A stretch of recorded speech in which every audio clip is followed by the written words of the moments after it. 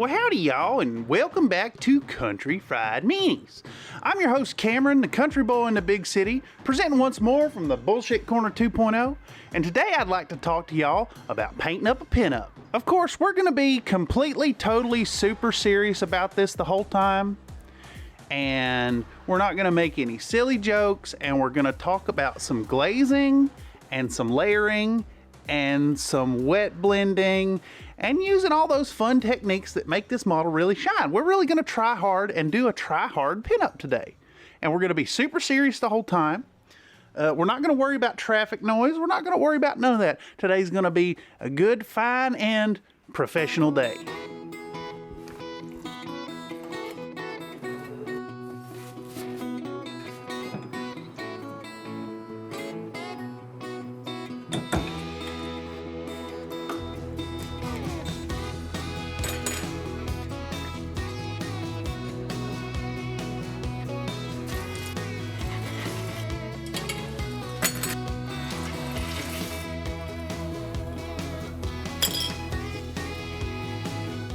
Alrighty folks, as with any 3D printed project, we're going to want to start out by protecting our work surface from all that goopy nonsense that comes along with that tiny little build plate.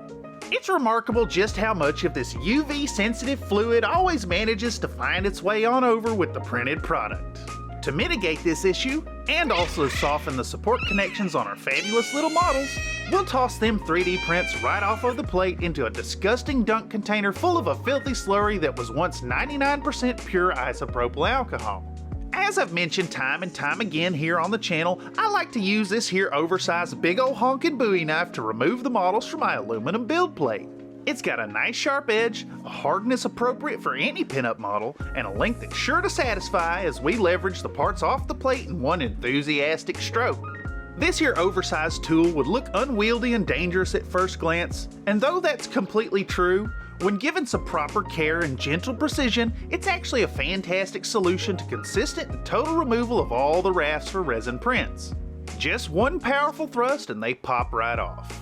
Once popped free by the ample edge shearing forces produced by our pork sword, we'll drop our parts into that dirty old chemical bath to get all that viscous goop off of them, and then toss our now clean bits under a UV lamp to ensure a fully hard curing. Check the description down below for an Amazon affiliate link to get your own pre-epic Panda petrifier. Who's a good toofy? Next, we'll get out a sexy steamy bath of hot water to soften up the support connections which we chose to leave on the models. This was a calculated decision made in order to minimize surface scarring as we removed the soon flaccid pokey bits that cover most of the surface of these models. After all, chicken's best served on the bone. A simple soaking in our steamy tub, and these supports will come off cleanly, minimizing any pitting from the tips of our support boners. After this heat-inducing dip and subsequent support stripping, they'll rest under the searing gaze of Toofy once more, petrifying under the halo of blazing purple suns beneath Toofy's happy exterior. Now with those parts all cured up, it's power tool time!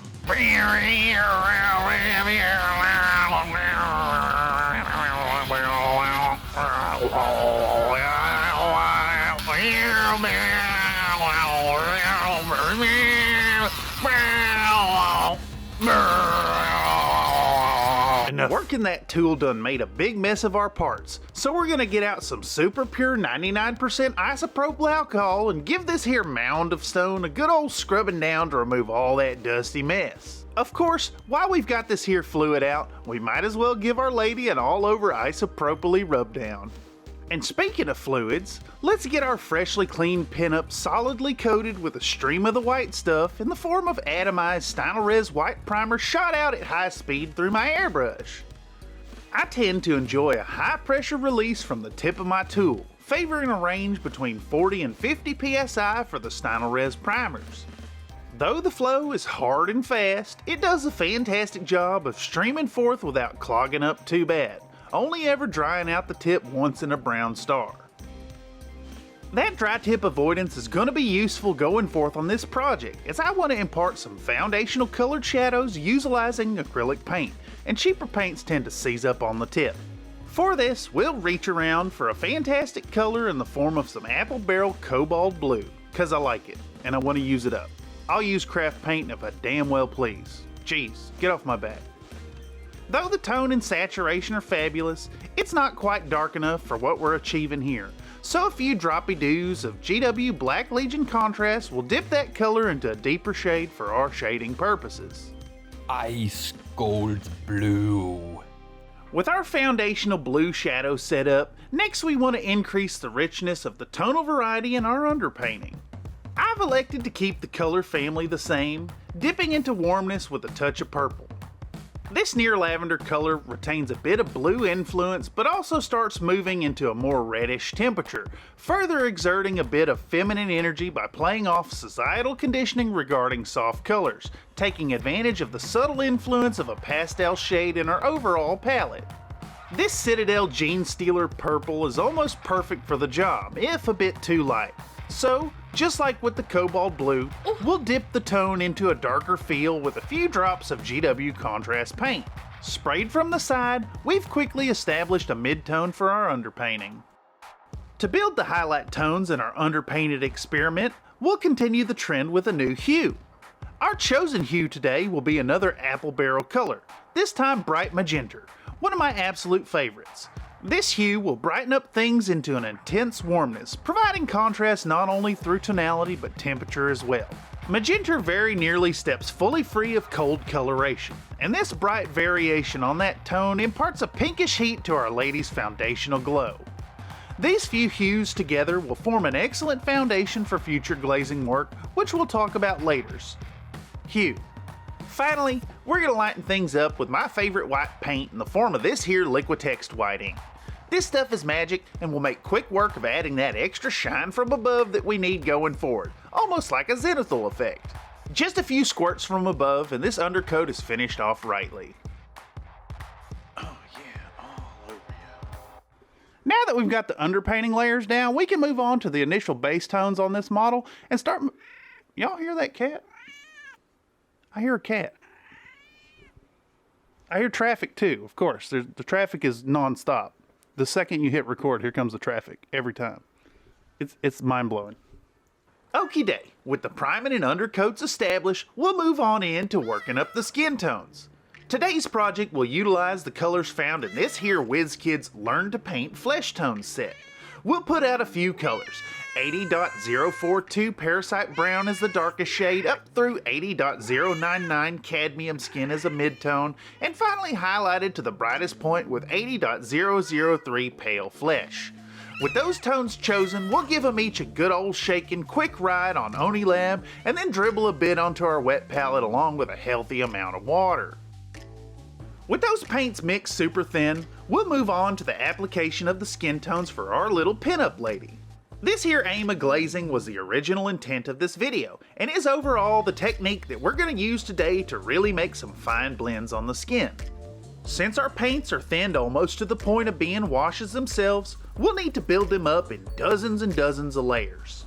Though this is incredibly labor intensive, the surplus of strokes makes for a really fine finish, taking advantage fully of the underpainting by keeping all the individual layers of paint super translucent.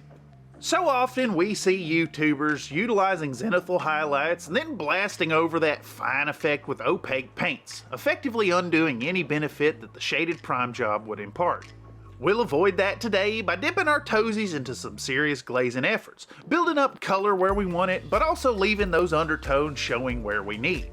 Admittedly, this style of painting moves firmly into the territory of fine art, necessitating a developed understanding of light and shadow. I don't say this to dissuade you from trying your own hand at glazing down a sexy pinup model. Quite to the contrary, I'm here to encourage you to utilize your own artistic experience in painting up some minis outside the normal purview of GW formulaic all-over edging. Typically, the way to achieve your highlights and shadows on a model follow a pretty simple dark to light layered application wherein you have great control over hard edges of light and shadow. This way generally sticks to a bottom-up approach with smaller patches of brighter tones applied in a diminishing pattern of smaller and smaller points applied to the higher edges. To get more detail in your layering requires more layers of lessened gradation between individual tones, with each step closer to the last in tonality. When seeking a sexy smooth blend through the use of heavily packed opaque traditional layering, Too many layers can lead the paint to get real thick if not thinned properly. In that we're already needing to thin our paint so much, we've just gone a step further and thinned our paint into a glaze, building up the color in many ultra thin layers. By doing this, we're achieving the smooth blends by applying transparent paint that slowly shifts the overall tone to the intended highlight color. Effectively, we're condensing 5 to 10 layer colors into just 3, but by using transparent colors we can create near infinite variation in the tone, resulting in super smooth blends. With that glazing goal in mind and our foundational shadows and base color built up, we're moving into the upper layers of this skin work, putting out an extremely thin puddle of pale flesh. Adding on our highlights is where this whole glazing technique shines. Admittedly, this project is approaching the paint job with an artist's eye. We'll take a targeted approach to our work and try to bring some semi-realistic highlighting to our model. To finalize the feel of the glazed skin, we're pushing the highlights into a sort of directional blend, creating a focal point that falls upon the long curves of Thitania's upper thigh, hip, and mid-torso. Our directional lighting is set up as if this scene is mid-morning, with the sun distant on the horizon but also midway up the sky. This technique helps to draw the eye to an intended focal point on the model while also upsetting the stock standard norm of the overhead zenithal approach. Now with our skin glazed satisfactorily, we'll take a few moments to start beautifying the facial details. We'll start this process by glazing those pink lips, utilizing the same magenta as before and putting just a coat or two.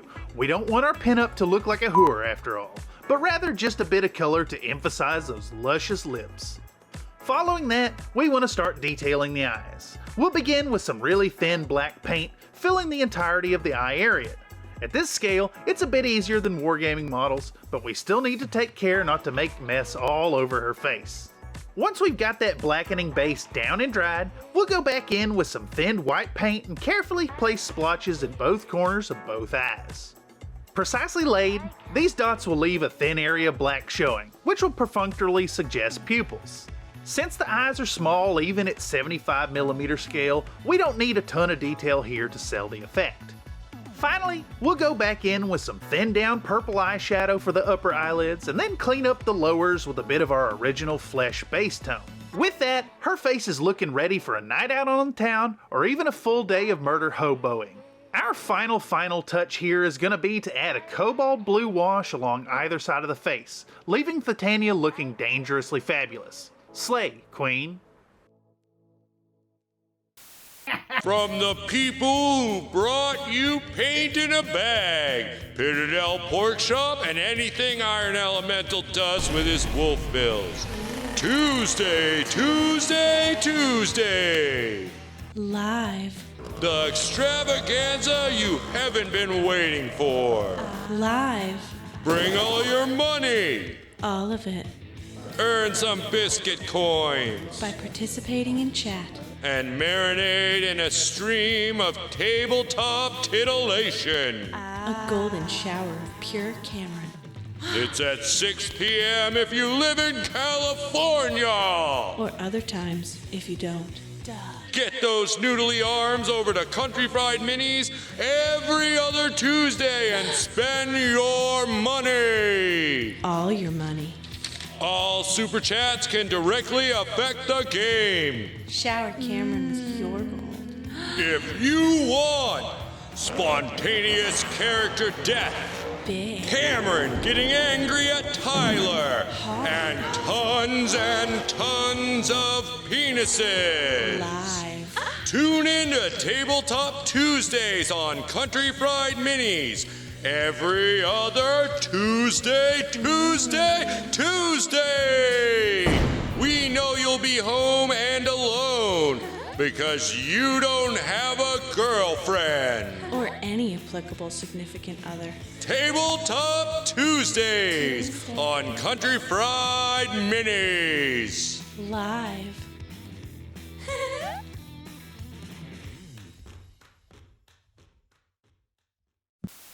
With the skin finished up and the eyes and makeup done satisfactorily, we need to fill in the final fleshy detail on this miniature, and that's her prominent nipples. Our model's pose has these erogenous accessories in a proud posing, so we'll want to take some care in the placement of our light and shadows. Electing to go with a darker tone and paint her up with some Hershey Kiss nips, we'll base coat these things with a suitably deep brown that still retains a bit of warmth in the form of this here 80.154 heavy sienna, and highlight it up with a touch of 80.042 parasite brown to tie it back into the original base colors. Being careful to not overdo it, we'll highlight these teak toppers with a light touch that still maintains our established directionality of the overall scene. Moving on to less titillating portions of the model, unless you're into foot stuff, we're going to move on to her puttees that cover up the curves of her calves and ankles in leather wrapping. To keep the reddishness of the overall palette while also suggesting a nice once-living feel to the length of leather, we'll base this bit up in Vallejo's 70.985 Hull Red. This color is absolutely fabulous and finds its way into so many different painting projects here on the channel. If you haven't already snagged up this beautiful red-brown and tossed it in your own paint collection, I can't recommend enough picking up a bottle of this pigment potion the next time you find yourself at your friendly local FLGS game store. Digressing, we'll move on to coating up the puttees with a nice solid red-brown foundation of this here paint in many thin coats to avoid gunking up any details here. To avoid the loss of fine features, we'll stick to the rules of the paint as laid forth by the one and only authority on the subject, Mr. Dunkin' Donuts. Our 2 thin coats applied as prescribed by our Lord and Savior Todd Howard, we'll move on to highlighting up the tops of our puttees following the same lighting schema as the rest of the model. To produce the brighter tones in this portion, we'll utilize a mix of 2 colors. My favorite Vallejo shade 70.893 Flat Earth brightened up with a nice warm 70.845 Sunny Skin Tone. The blend of our warm earthen brown and this near fleshy orange will maintain that leathery feel to the wraps while also maintaining adherence to an overall palette rule of neutral and organic tones.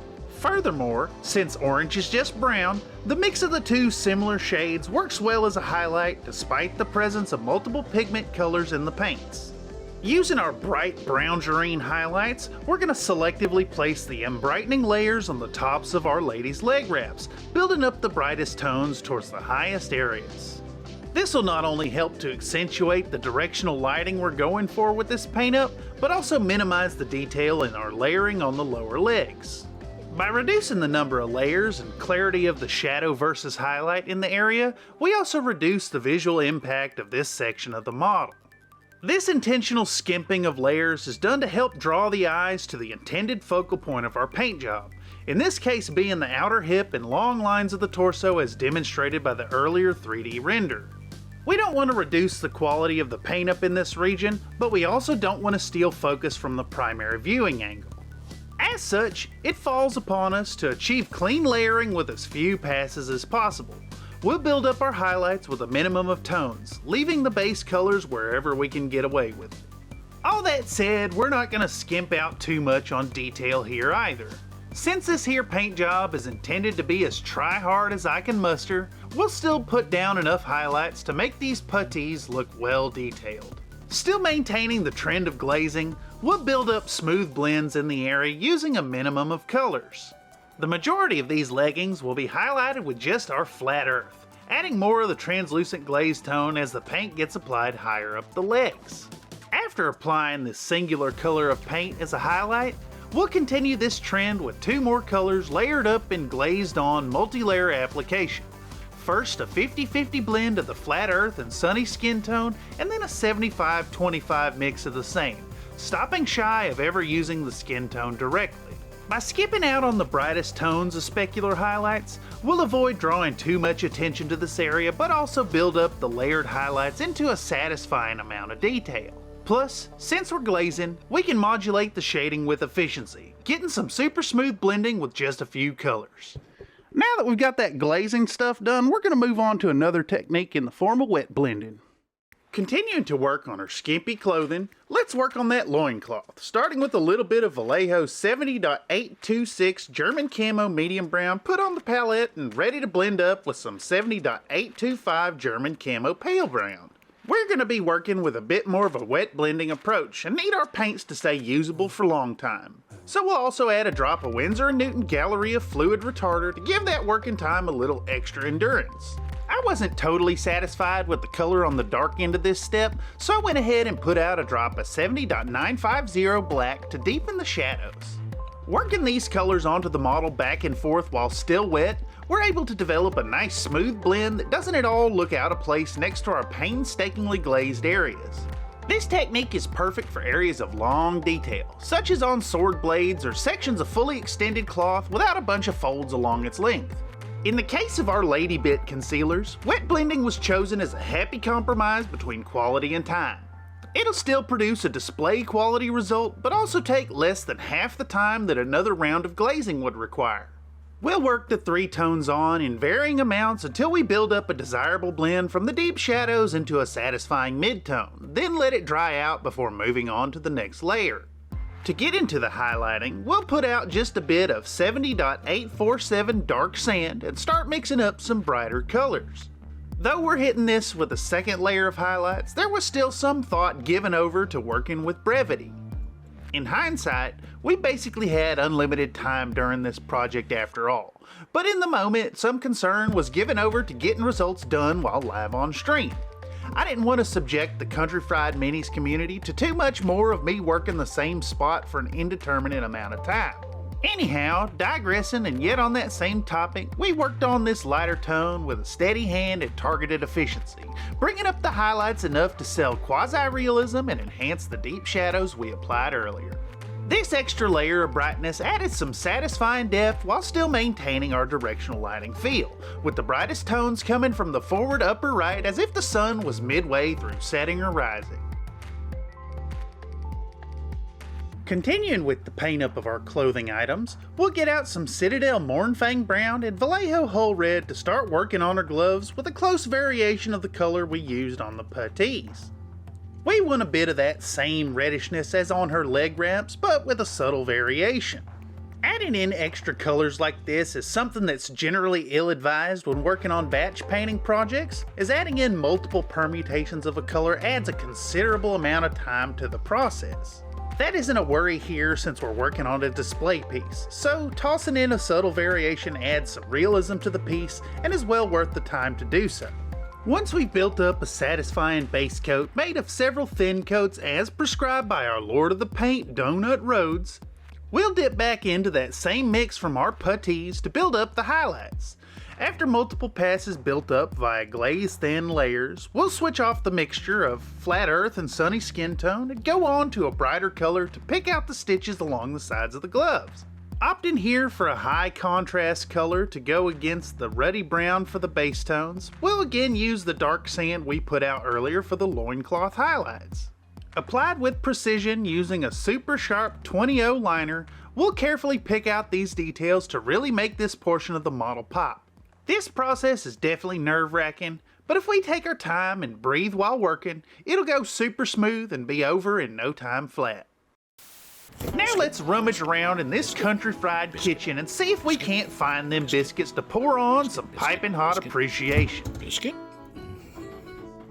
Biscuit. Biscuit, biscuit, biscuit. Biscuit. Biscuit. Waffle. Unfortunately, it's all waffles over there, which are for a totally different kind of channel. Despite them being kinda the same thing, they really ain't even close, and don't even get me started on the blue kind. Oh, well, I'll be a dang old biscuit myself. Looks like our biscuits were deep in the deep freeze all along. Let's toss them on a tray and bake some inflated egos into our supporters on Patreon. Iron Elemental, you're the heft that makes extra thick gravy so dang filling. Tobias Von Stellian, you're the kind of biscuit that's so rich, even the gravy's jealous. Nathan Johnson, you're the ultimate combo, like a breakfast burrito with extra swagger. Ed, you're the kind of breakfast that wakes everyone up with a smile. Crispy, cheesy, and just right. Pete Setchell, you're like the breakfast that never fails, always satisfying and always a hit. Seismic, you're causing breakfast tremors. Everything you touch turns to delicious. Now who let that dang old cat in here? Get that feline up out of these biscuits. SF Accountant, you're the secret ingredient that makes everything go down easier. Ronald Catoni, you're the extra smooth touch that makes our community even tastier. Can't quite, oh, there you go. Sam Gardner, you're the buttery goodness that makes everything richer and more delicious. Into the oven with yous. Oh yeah, Nathan's here too. He just wanted his name in the credits at the last minute. A mighty big thanks to everyone here. Your generous support makes all this possible. Head on over to Patreon if you want to get your name in the credits as well. Biscuit. Biscuit, biscuit, biscuit.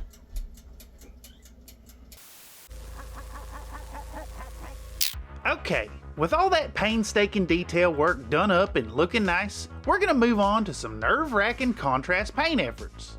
This stuff can really muck up already established paint layers with ease, as any loss of brush control could lead to this super staining stuff getting all over your previously completed glaze work. Generally, I would recommend starting with the contrast colors to allow you to be a little bit more carefree, but I didn't do that this time around. In fact, I've even gone so far as to edit this clip in such a way as to appear like I did the basing with Griff Charger Gray before moving on to the Blood Angels Red, which I'll put down on our Barbarian's hair as a base coat. I would again recommend starting on areas of lower risk first as a nice warm up to hone in your brush control before moving on to any kind of cutting in next to previously painted work. Anyhow, we're not quite there yet, and instead we'll focus on applying an all-over coat of this here blue-gray transparent paint product on our rocky base. It's got a zenithal prime job so as to take advantage of the translucent properties of this here magic potion.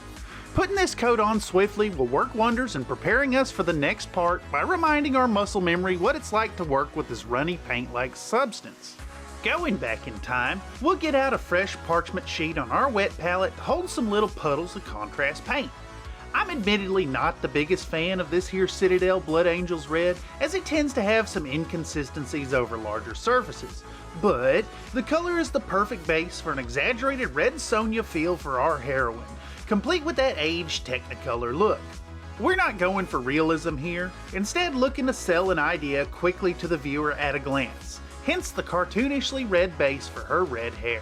We'll apply a solid base coat over the entirety of her ample locks, being extremely careful to cut in the red all the way up to any previously painted areas. We don't want any primer showing in between these details, but we also don't want to get any red on the skin.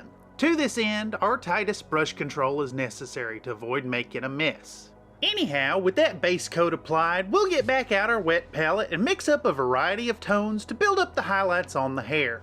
Using that Blood Angels Red contrast paint as a base tone, we'll mix in Citadel Mephiston Red, Vallejo 70.947 Dark Vermilion, and Citadel Fire Dragon Bright, applying each of them in their own little puddle ready to be mixed on a whim.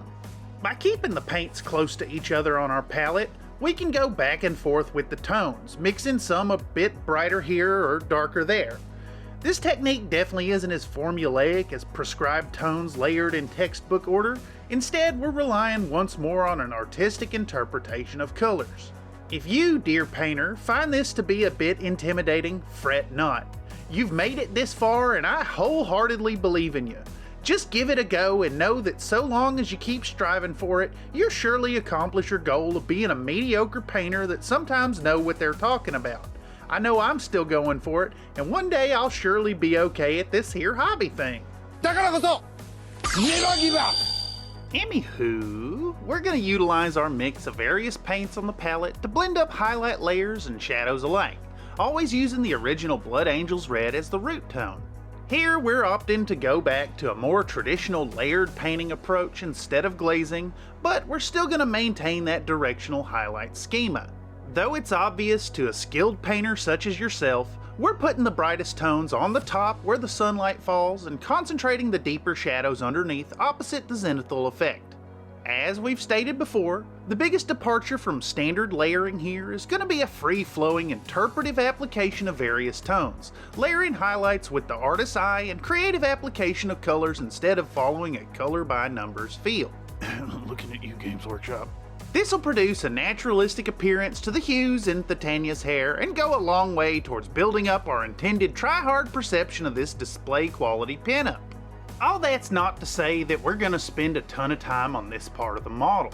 Fortunately, the sculptor over at Twin Goddess Miniatures has made the hair super easy to paint, and by now we have a really well cemented mental image of the highlighting pattern. We'll just take the culmination of all our painting know-how at this point and work swiftly to push those bright points to the upper portions of this portion, edging our highlights until they look just right. The natural variations of the color that comes from working off the rough blends on the palette look really organic, and by applying our whole less is more approach, we'll push those highlights more where they need be and less where the shadows lie. This will go a long way in framing our model's face satisfactorily as well as enhancing our intended lighting directionality. It really doesn't take many layers at all to achieve the result that we're after. Just a few passes and it looks great without spending a ton of time on this all-important detail. With some choice deep shadows left red, a bit of mid-oranges sprinkled in, and a few bright reflections here and there, our model's hair is looking full-bodied and fabulous. Maybe she's born with it. Maybe it's Games Workshop. With Thitania's hair looking quite fabulous, now we can move on to those final details and wrap this model up. Seriously, did y'all hear that cat? Finally, we're moving on to the most intimidating feature of this paint up, and that's going to be some janky ass NMM. For those of you who ain't familiar with NMM, it stands for non-metallic metal, and it basically refers to painting up metallic portions of our model without relying on mica-infused true metallic paints that can cheapen the feel of a try-hard model. Instead, we'll put out a selection of tones that match the reflective index of our chosen metal color. In this case, we're going with gold, so it'll be a range including Citadel Wildwood Contrast as the darkest, Mornfang Brown as our mid-shadow color, Tau Light Ochre to bridge the gap, Phalanx Yellow to establish that golden goodness, and White Scar to put those nice shiny touches on the effect. Icklot head pants are gleaming alls in Honolulu in demand and shine. As an aside here that's bugging the heck out of me, while I was building the assets for the little paint pots, I came across this here train wreck of an image for this Phalanx Yellow pot. Look, it has a watermark on it, even though it's just a stolen asset from Games Workshop themselves. Like, come on, you can't just slap your company logo on IP from another brand and act like you own it. Even worse, this here trend goes down another layer with this other retailer who just downloaded the already watermarked stolen image and then slapped their own watermark over the watermark image that was already stolen and watermarked. It's like recursive theft of copyrighted image made okay just by slapping an extra watermark over top of the already multi-watermarked intellectual property. Shit, where was I? Oh yeah, we're doing some non-metallic metals. Look, I'm not gonna sugarcoat this and suggest that this is like really easy or anything, but I will boil this down to a simple concept for you. You really just want to push the contrast really high at the sky-ground horizon. Just ensure that your darkest tone is butted right up against your brightest tone in a nice crisp line in the middle, and then slap on some bright-ass specular highlights at the tippy top. In the case of a gold effect, that's yellow right up against the brown in the middle, and then bright white highlights at the top end. As long as you ensure that the rules of your chosen lighting remain the same across every little portion that you're doing this on, it'll turn out great. The blends don't even need to be super smooth to achieve the effect you're after. Just give it your best and you can make it look great, just like the shiny job we've done for our lady shin plates here. Neglim hit Panzer alls in Honda Kutel in het donker. Alrighty, we're going to continue the feel of NMM for our Barbarian's gigantic axe, this time opting to utilize simple grayscale colors. Vallejo 70.950 black, 70.870 medium sea gray, and my favorite Liquitex titanium white acrylic ink. We'll utilize that same effect, super high contrast to create a reflective look on the axe, aiming for an appearance of obsidian. To achieve that effect, we'll start with a nice gray gradient, but then put in some crazy high contrast black and white horizon lines. Ich schilder de Bell so svart als een Honda Counter Mitternacht. Continuing forward, we need to paint up that axe handle, and for that we're going to create a bit of a sun-weathered, washed-out wood look. Forming this brown will take just two colors, Vallejo 70.875 beige brown and 70.918 ivory. Though we're going for a desaturated tone, we still want to get a bit of warmth in that, and these colors have just a bit of life and heat in them despite being so neutral. Starting with the standard two thin coats approach, we'll just do some super simple highlights in the form of little lines imitating wood grain, going for a very understated and subtle look. Finally, we'll put those last few touches on our lady in the form of bright green contrasting ornamentation to stand out by that shock of red hair. Starting with some Daler Rowney FW Emerald ink, followed up with Citadel Moot Green on through a last highlight of Phalanx Yellow, we'll build up an intensely bright green counterpunch to round out this project. Though these details are small, it's often those small details that really give a paint up that bit of je ne sais quoi that brings the whole thing together. Na al dat werk ziet ons pin-up model verdomd goed uit. Nu het klaar is het tijd voor een grote onthulling.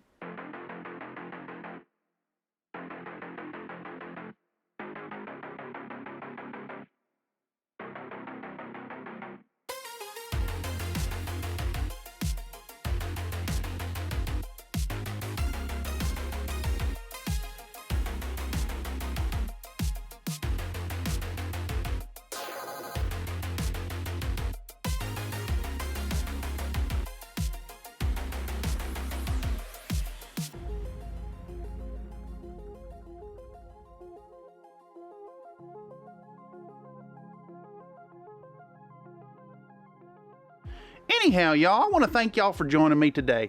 It's been a lot of fun working on this project, and it's been way too long to get to this point, but I couldn't do it without the help of the community. So thank you once again to the patrons, and thanks to all the channel members for coming through and checking this out and showing all the support that they can. If you really like what you're seeing here, consider joining up as a channel member yourself, where you can get access to a fun little...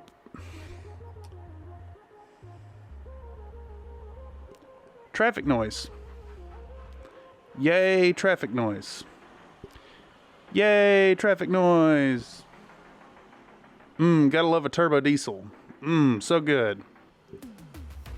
If you really want to show support for the channel, consider joining up as a channel member today. For as little as $1 a month, you can have access to a fun little badge next to your name, biscuit-based emojis, and then priority consideration for fun community-streamed events like our Tabletop Tuesday RPG. I'd love to have you there. I'd love to see what shenanigans you can get into, and I'd love to have your support here on the channel. Make sure to hit that like and subscribe, and maybe even toss a comment down below so we can continue to grow this channel, and I'll catch y'all next time. Oh yeah, and I want y'all to remember to be happy while you're painting.